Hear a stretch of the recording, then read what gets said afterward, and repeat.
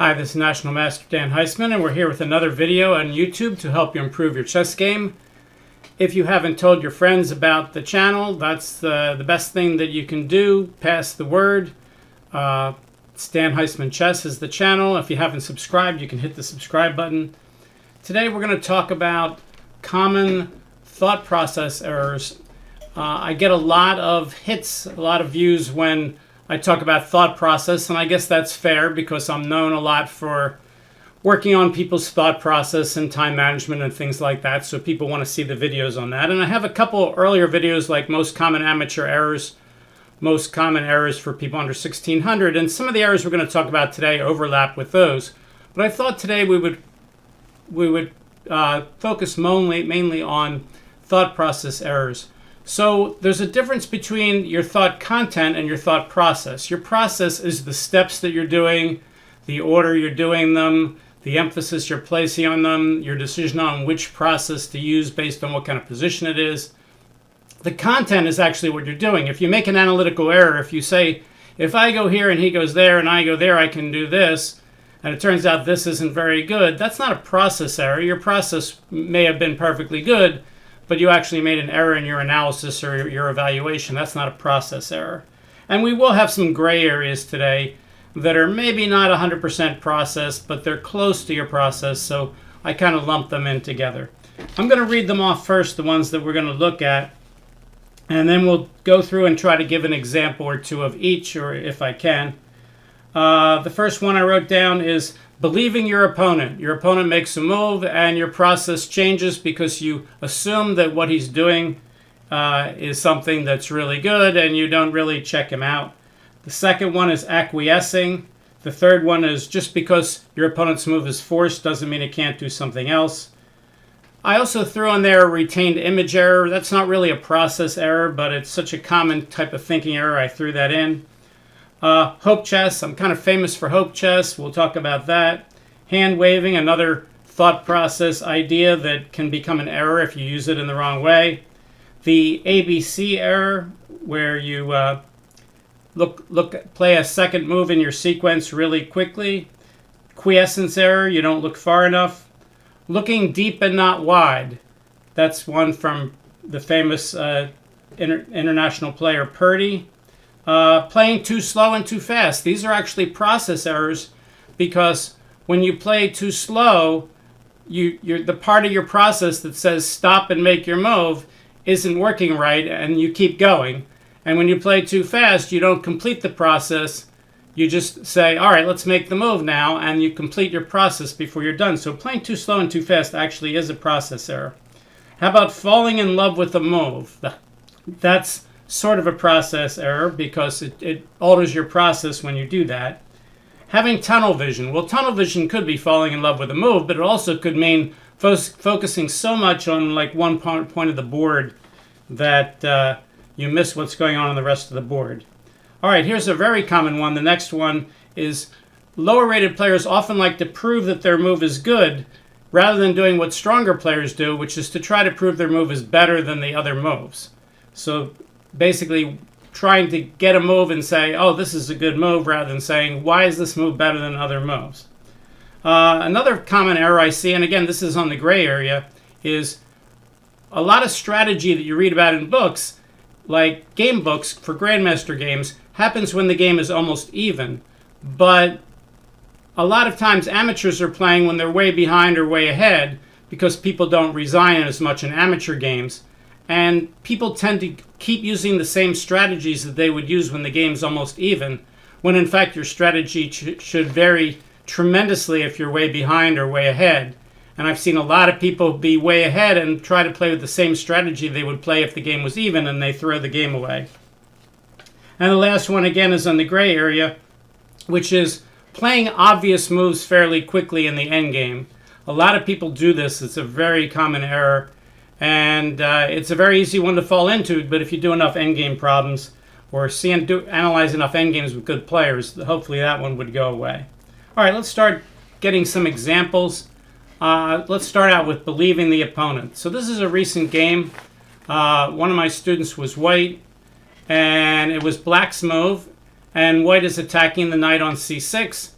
and black played the move bishop to b4, counterattacking c3.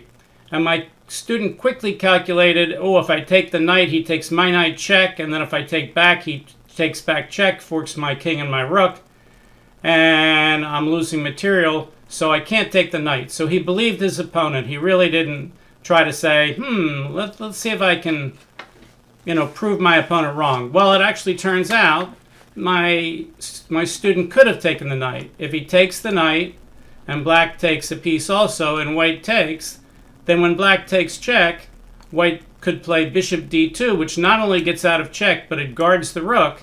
And now white has taken a piece, black has traded the bishop for the knight, and white is up a piece here. This is also a form of quiescence error, because he stopped at this point and said, oh, he's forking my king and my rook, and if he had looked one move further, he would have taken the rook. So this is both a quiescence error, which means stopping too soon, and it's also believing the opponent. When the opponent played here, he believed that that was a good move that would prevent him from taking the knight, and instead of taking the knight, he made another move.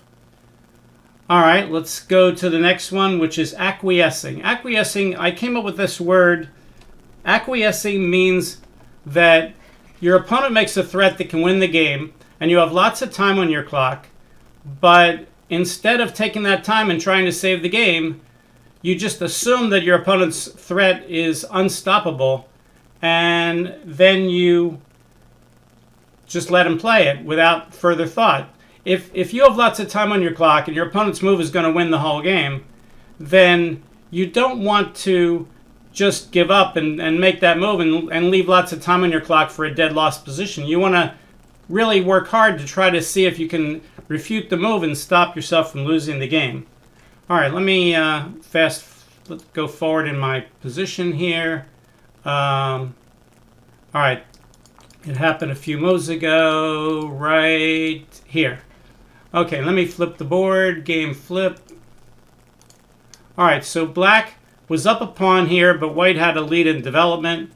And it's going to be hard for black to finish his development without giving up a pawn. So here the B pawn is attacked twice, it's guarded twice, and black decided just to bring out the bishop and get his development going. So he played bishop to e6, and now white plays bishop takes e6, and black of course has to take back or he's down a bishop. But then black, to his horror, realized, well, of course I can't take with the pawn. He'll play rook to d7 check and win my queen. But if I take with the rook, he can play rook to d7 anyway. And now he's threatening queen takes e6 because the rook on d7 is pinning the f pawn, and it's not really guarding the rook anymore. And he's going to end up losing that rook. So my student looked at this for a little bit and he said, oh my goodness, I can't recapture. If I recapture, instead of losing a bishop, I'll lose a rook. And my student, I don't think he played it really quickly, but he played rook on a to d8. So this is acquiescing because he has to take back that bishop or he's going to lose the game. Once he makes another move, the game's over. White will just save the bishop and be up a bishop. So what he had to see, of course, was that after rook takes e6, on rook d7, he does have a saving move. He can guard the rook with the queen, with queen to c6. Yes, he's losing the b pawn, but he was up a pawn to begin with. And he's perfectly okay here after he plays there. But he didn't look long enough or hard enough to find that move, and it's not really that hard. But once he saw the danger that here, if he moves the queen somewhere else, let's say queen a5, then, queen takes e6 is a sneaky pin. So he thought, well, I'd rather lose a bishop than lose a rook. But losing a bishop or losing a rook in this position is losing the game. So what he really needs to do is say, I need to do everything I can to get that bishop back. And he should have looked hard enough to find the bishop, because he had the time on the clock to find the bishop recapture with rook takes e6. But as I said, he didn't do that. So that's a acquiescing error. The next error, I have a million examples. I'm not even sure which ones would be the best ones. Let me pause and bring one up. All right, this example is called just because it's forced, which is you make a move, your opponent makes a move that he has to make, and you don't realize that it does more than one thing. You just see that he had to do that. For instance, here, white plays queen e3, attacking the knight on f4. Black says, oh, I need to guard the knight on f4, and he plays queen f6. And now white completely missed the fact that queen f6 not only guards the knight, it threatens mate in 1. Now, if I remember right, in this game, white actually, by luck, said, oh, I think I'll go ahead and pin that knight, and played rook f2. And after queen checks, he ended up losing the exchange after something like king d2, queen takes h1, queen f4, but he lost the game anyway. So he didn't get mated. He was actually lucky not to get mated because he said he didn't see that the queen was threatening queen to a1. It just never occurred to him that when he was guarding the bishop that queen could actually have a second purpose. And he completely missed that. So I call this error the just because it's forced error, where your thought process is, okay, instead of saying what are all the important and reasonable things that move does, you say, why did he make that move? That's a very common error, asking why did he make that move instead of what are all the things that move does. Well, why did he make that move? He made that move because if he didn't go there, you would win the knight for nothing. But you can't just stop and say, okay, that's the whole reason for that move. Well, the answer is, yes, that's part of the reason for that move, but the other reason is to threaten mate. Okay, we talked about retained image. Let me do that. All right, in this problem, one of the questions is knight takes e5 safe? And one of the candidate moves for black after knight takes e5 is to pin the knight to the king with queen e7. It's not the only candidate, but it's a candidate. And when people analyze that, sometimes they say, well, if knight takes e5, queen e7, and then if white tries to guard the knight, black can pile up on the knight with moves like knight to c6 or knight to d7 or the other knight to d7 or bishop to d6. And when I say, all right, let's play that bishop d6 idea, then they make the move and they say, all right, let's say he guards it with the queen, queen e7, pinning it to the king, queen e2. I say, where's that bishop d6 move? And they go, whoops. They said, I thought I could move my bishop d6, but I forgot the queen had gone to e7. So Grandmaster Krogius, in his book Chess Psychology, calls this the retained image error. Now, it's not really an error in process so much as processing, so it's really more of a content error than a process error, but it's in that gray area. So we call this a retained image error because you retain the image of the queen on d8 and not on e7, and therefore you think after the knight takes here and it gets pinned, that later on black can play bishop d6, but that's a retained image error. Okay, hope chess. Well, I've been given a lot of credit for hope chess, and people say that I meant that anything you would hope for in chess, like make a bad move, hope they don't see it, make a threat, hope they don't see it, all those kind of things. And I guess I don't have to take credit for it because that's not what I meant, but that's what I've been given credit for. But what I really meant is you make a move and you don't look at your opponent's checks, captures, and threats on the next move, and then you just hope you can meet them. And one of the best examples of hope chess I ever saw, let me bring up. All right, in this position it was white's move, and white has some good things that he can do. I'm not going to analyze the position. If you want to pause the video and analyze it, you can. But white played one of the worst hope chess moves I've ever seen. He said, oh, I can bring my queen closer and really force his king, and he played the unbelievably bad move, queen h1 check. Why is this the worst hope move I've ever seen? Because it forces black to win the game. For instance, suppose white had played queen to g6. Well, that looks worse than queen h1 because you'd say, well, he could just take the queen for nothing and you'll lose. But black's not forced to take the queen. If black's a complete beginner, he just learned how to play yesterday, he might do something silly like, move the pawn and then let you take his queen because he didn't pay any attention to your move. But if anyone plays queen h1 against you, there's nothing black can do except win the game here, pretty much, because he only has one legal move, and that legal move wins the game. So white actually didn't pay any attention to what black could do here. Black is forced to play queen to g1 check, forking the king and the queen on h1, so white would have to trade queens, and now this pawn's threatening the queen, and if white tries to come over and black pushes the pawn, he's just getting a queen. So this is one of the worst moves I've ever seen on a chessboard. you actually literally force your opponent to win the game. He only has one legal move, and that legal move wins the game. So this is a great example of hope chess, or it's a wonderfully terrible example of hope chess, because White could not possibly have analyzed what could happen after Queen H1 check, because if he did, he would be realizing that he's forcing his opponent to win the game. So, and of course he didn't. He said he didn't look at what black could do. He just said, oh, that looks like a really strong move. And it's true, if the black queen had been somewhere else, if we move the black queen somewhere else in this position, now Queen H1 is checkmate.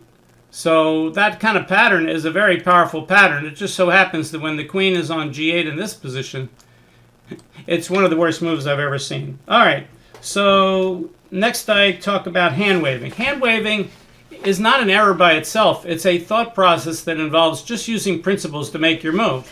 For instance, if you're in the opening position and white plays A3, it's hand waving to try to figure out how you want to develop your pieces here. Do you want to grab the center with D5 or E5 or G6 or knight F6 or whatever?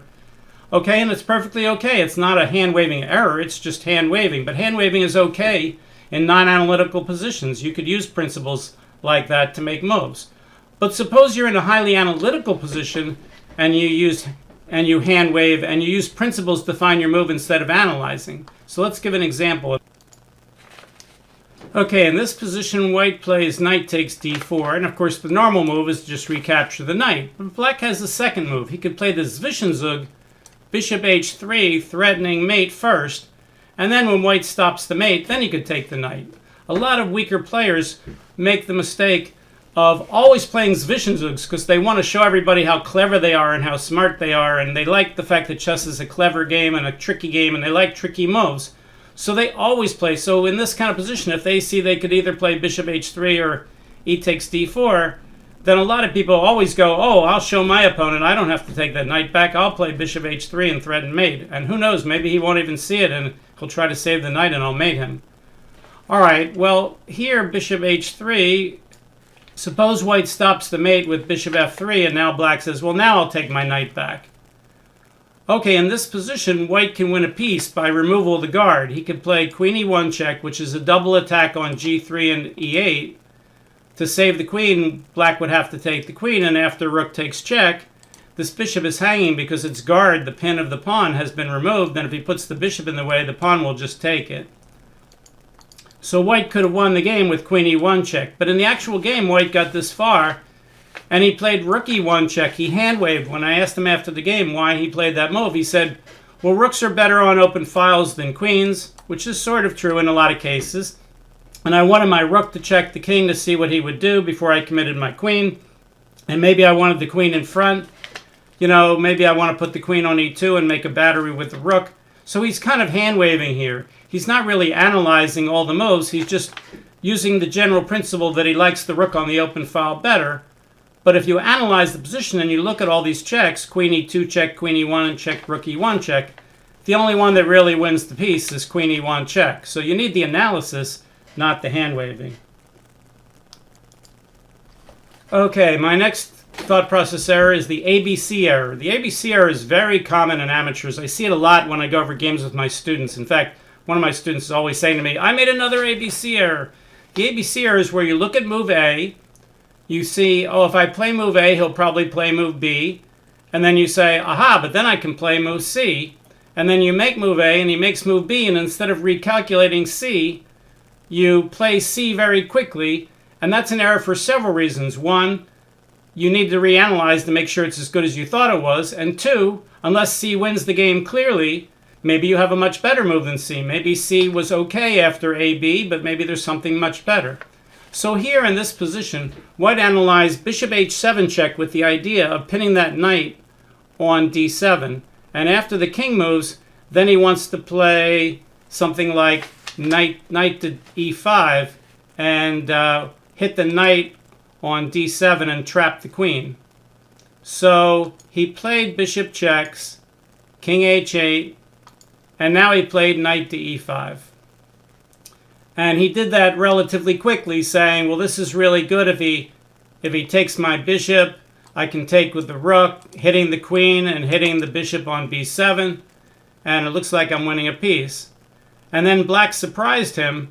Black said, okay, well that's true, but what if I sacrifice my queen for a rook and a knight, and then I get to still play? So he played knight takes e5, rook takes d8, rook takes d8, and even though white's much better here, he lost the game because black still has a lot of play. Black, this is certainly not a resignable position.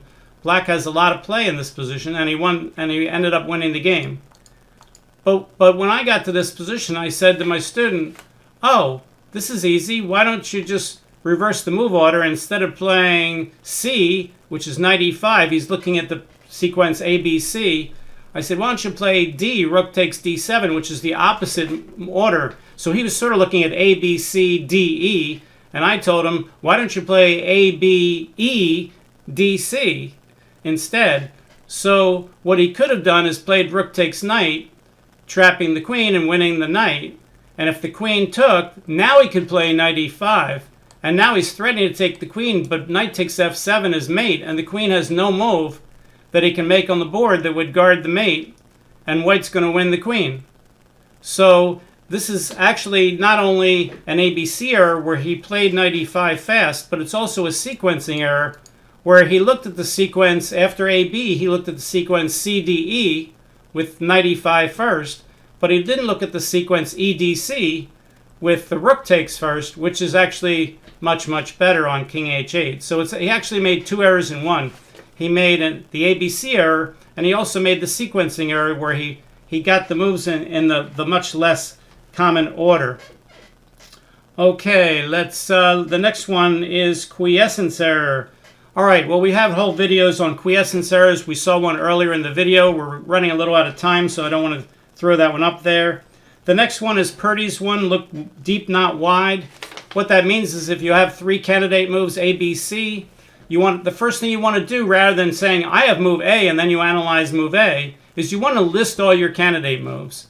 So you want to look wide and say, what are all the things I can do? Then later, when you're looking at your candidate moves, you don't want to spend all your time on one move and then the next time on the next move and the next move. You want to do what de Groot calls progressive deepening, where you look a little bit deeper on each move, trying to eliminate moves so that you can prove which one is the best. And that gets back into my next to last one, which was proving that a move is good but not better. Okay, a lot of weaker players, they see a move and they go, oh, here, knight e5, that's a really good move. I got the knight on d7 pinned. If he takes my bishop on h4, I can take the knight on d7. And they really like that move, and they try to prove, oh, knight e5 is a good move. But really, what you really want to do is prove that it's better than other moves. You want to prove it's better than rook takes d7, which it's not. But what they spend a lot of time trying to prove that their move is good, rather than trying to prove it's better. When you listen to good players think out loud, they're often comparing moves and trying to prove that one move's better than the other move, that one sequence leads to a better position than another sequence. They're not falling in love with one move and trying to figure out how good it is, unless that one move completely wins the game. If the one move completely wins the game, they don't care if they have another move that wins the game. But if their moves don't win the game, then they want to play the very best one that they can in a reasonable amount of time, and that's what they do. We talked about playing too slow and too fast. Those are process errors. Those are trigger errors. What do I mean by a trigger error? It means that when you get to the end of your process, you need a trigger that says, I'm done, reach out, make your move, hit your clock, write your move down, write down how many minutes you have left on your clock.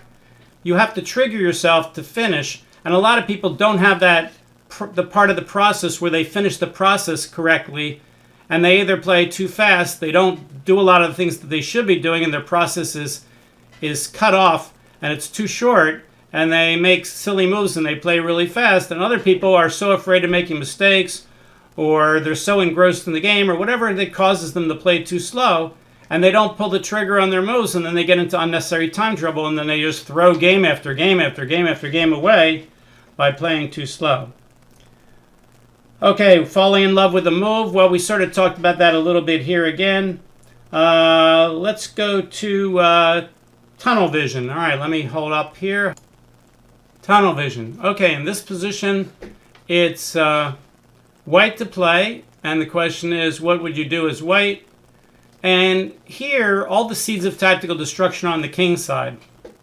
So you tend to look at the king side and say, wow, I can skewer his king and his bishop, king and his queen with bishop to g5 check.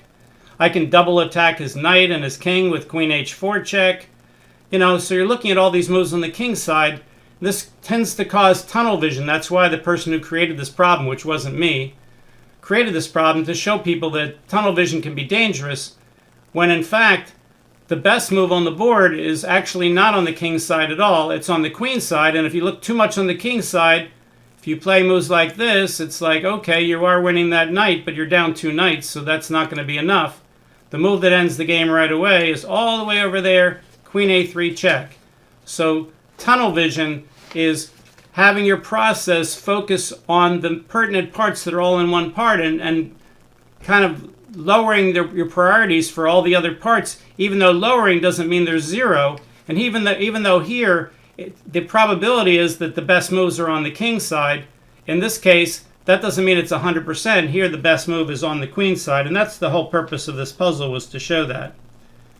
All right. Got a couple more. Playing if the game is even if it's not. Okay, again, people use these strategies, and let's say you're up a knight and you're way behind in development. What do you want to do? Well, you want to catch up in development. But what people actually do is sometimes they say, oh, I can make this 4-move sequence with my queen and go win this pawn. Well, okay, but it's not worth 4 tempos to go win a pawn when you're behind in development already. But they think, oh, if I can win the pawn, then I can win the game, and they go try to win the pawn. Or let's say they're way ahead, and all they have to do is trade off, and instead they try to keep the pressure on and get an attack. And the answer is, well, you don't need an attack. Attack might be very good, and if you're a very strong player, it might be the best strategy. But you really don't need to do that. You don't need a complicated position. You just want it simple. If you just trade everything off, you're going to win the game. So you want to play completely differently. If you're way behind, you don't want to trade. If you were even and you say, oh, I could trade queens and double his pawns. Well, but when you're way behind, doubling his pawns, if you're down a knight and you could trade queens and it will double his pawns, that's probably a bad idea, because trading queens when you're down a knight is a terrible idea, and doubling his pawns is very nice in positions that are almost even, but doubling pawns doesn't mean hardly anything if you're down a knight. So playing the game as if it's even, when in fact you're way behind or you're way ahead, that's a strategical error. Is that really a process error? Not per se. That's more one of those gray areas we talked about at the start. And my last one is playing obvious moves in the endgame and playing them quickly. People do this all the time, and when I go over games with people, they say, well, I'm not very good at endgames, but it looked like this was the obvious move, so I played it quickly. And I see this error all the time in endgames, and I go, we had plenty of time on your clock. All you had to do was calculate it. So I came up with a couple of examples. Let me pause. All right, this is a position, I've seen positions like this where even intermediate players very quickly say, well, the obvious move is to play a8 queen to deflect the king further away from the action, so that when the white king takes the pawn and then goes over here, the black king will be even further away, and he can't get much further away than a8. So they play a8 and they get something. Queen takes, they take, the king comes back, and they chase over the other side of the board, and they take, and he goes there, and then they go, well, if I come out, he's going to go in the corner with a draw, so I'll try to keep him out. And then you get this kind of famous draw here, where if white pushes, it'll be a stalemate, and if white doesn't push, you just repeat the position. So what did white do wrong? Well, what white did wrong is black has to go over here and get this pawn anyway. So this tempo that you take to push the pawn, which pushes the king to the left, the king is no further away from a7 or a8 than he was to these squares. It doesn't matter that he goes back to the 8th rank. The distance to the f file is the same. But what really counts is white is wasting a tempo when he pushes the pawn and gets the queen.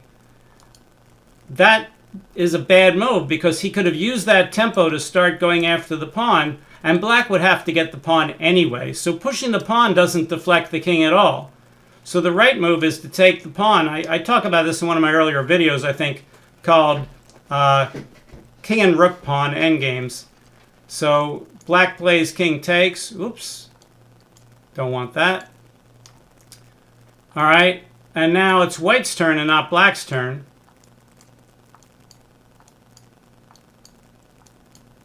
And now with that extra tempo, white can block the king out, and he gets the win. So pawn up is the obvious move to deflect the king, but actually it throws away the win. The right move is to take the pawn. Let's put up another example. Okay, this problem is white to play and win. Well, obviously white has to get this pawn and win. So it seems like getting the pawn as fast as possible is the right idea. So you would think it takes 3 moves to get the pawn. You want to play king f e5, king f6, king takes pawn, or king f4, king g5, king takes pawn. And those are the obvious moves. Move toward the pawn you want to take. Well, it turns out that they don't work. If king up, king here, king up, king here, and if you take, he just goes here and he wins your pawn. And if you try to push the pawn, he'll just attack it, and if you try to guard it, he'll keep attacking it, and now white's in Zugzwang, whatever move he makes is going to be a draw.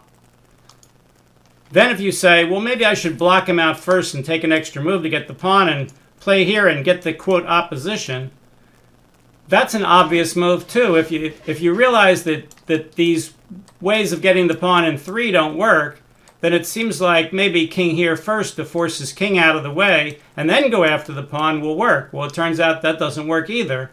So this is a good endgame problem because the obvious moves of going after the pawn directly don't work, and the next to most obvious idea of getting the opposition against the king also doesn't work. So here the obvious moves don't work. Well, I'm not going to give you the answer. You can find it for yourself or give it to an engine if you don't want to. But the point is, the obvious moves don't work. It's something a little bit trickier.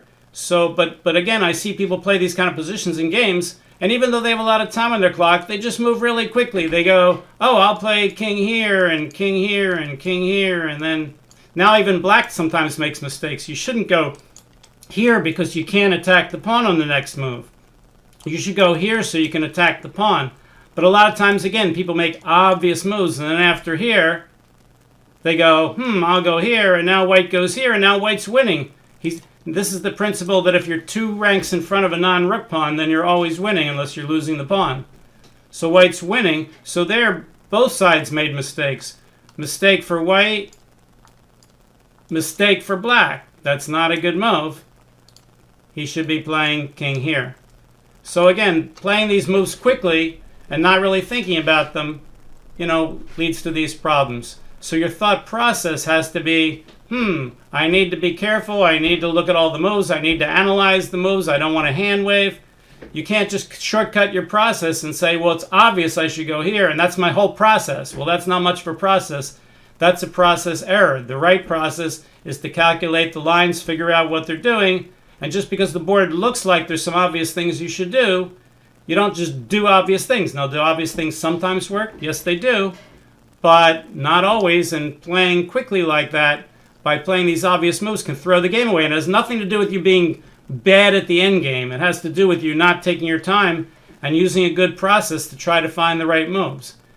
You might find this position in an endgame book, but if you're going to get the similar positions like this in real games, and you're not going to be able to memorize every possible endgame book problem, but if you analyze well and you take your time, you should be able to do it. All right, it's been a long video, but we've covered a whole ton of thought process areas and maybe some gray area ones that are maybe not quite processed, but almost.